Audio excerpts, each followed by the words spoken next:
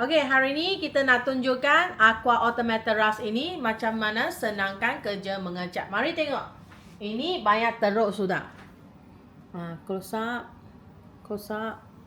Tengok, ini banyak teruk kan?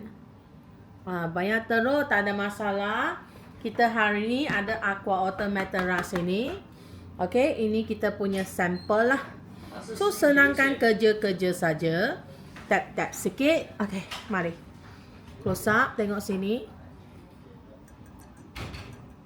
Bawah sikit. Tengok sini. Kita cat saja. Okey, ini guna span. Kita guna span tau. Ada orang tanya, span yang cuci pinggan boleh tak? Boleh ya, boleh. Tapi yang hijau punya tu jangan guna cat lah. Itu keluarkan, bukan cat. Okey, kita buat sini. Bawah sikit. Okey, kita cat saja. Terus cat.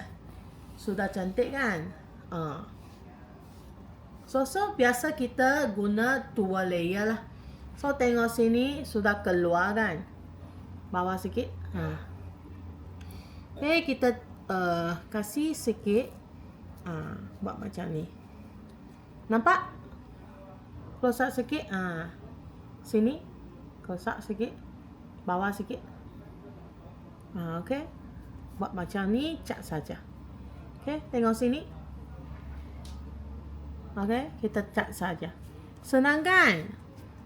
Jika senang, nak minat, boleh check out beg kuning ya. Tengok sini. Bawah lagi. Okey. Jika minat, boleh check out beg kuning. Tengok, senangkan kerja-kerja mengecat. So, Raya nak datang, bolehlah cat-cat rumah punya, bersih-bersih. Macam ni.